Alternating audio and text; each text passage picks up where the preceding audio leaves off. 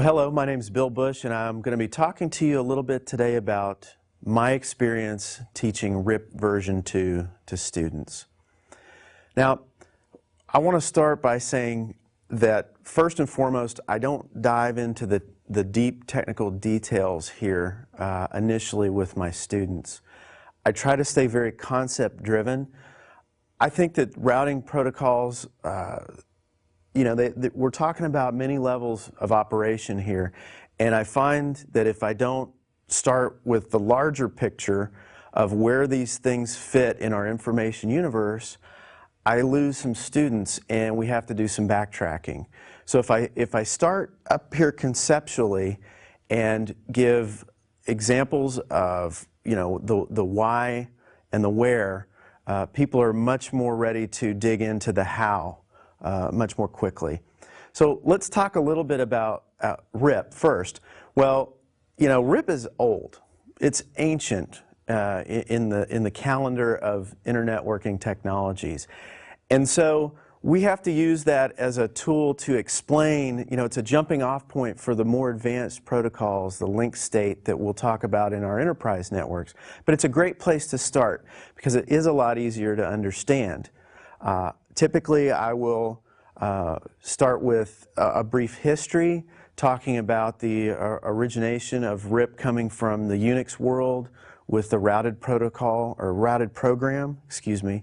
And I will talk about how we evolved into RIP 1, the limitations with it, and the fact that as we were beginning to run out of addresses, we needed to be able to start subnetting. So not only do they get a technology lesson, we get some history there too. They start to see a continuum for the evolution of the technology, and that these things in a lot of ways are dynamic and growing. The technology is evolving and changing to meet our needs as we change in our information world.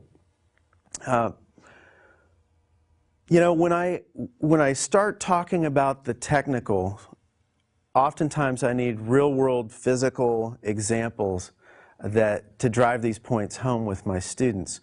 When we're talking about distance vector routing protocols, of course we need to talk about the components. So we talk about the routing table and how the message propagates out through the network.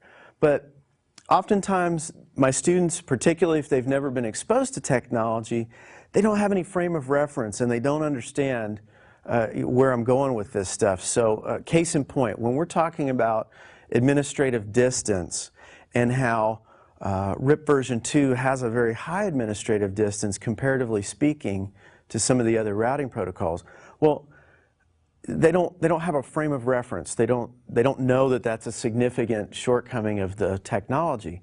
So one thing I like to use, particularly with things like administrative distance, is the telephone game. And I don't know if you've ever played that when you were a small child, but with the telephone game, I'll have my students, and it's great if you don't tell them what you're doing. You just have everybody get in the middle of the room and get in a circle. And you have one person come up with a message, and then they in turn whisper it to the person next to them. And as it goes around the room, typically I've found more times than not, it doesn't always work, but more times than not, the original message is completely destroyed by the time that gets to the last person in the circle. And so I have the first person say what their message was, the last person has something completely different, and then I can step in and say, that's administrative distance, that's what I'm talking about. It's the reliability of the information that you're getting from your neighbor routers. And they go, oh, okay, I get it. And what I find is all of a sudden, number one, I've got them off balance. So they're saying, where's this guy going with this stuff? But I've hooked them, and I've intrigued them, and I find that when I come up with creative ways to engage them, that I get much better interaction from my students. Other things that I use when talking about these very simple technologies or analogies with, mailing a letter, and we talk about how that letter is routed through the postal network. And I'm sure that most of you think of that analogy when you're teaching this type of material. I find that the more physical things that I can do with my students, I will have them write, we'll photocopy routing tables empty, and we have them fill it out, but I have them determine what names they're going to use. We don't necessarily use IP addresses at first, but I have them put skin in the game to, again, hook them and get them excited about learning this technology.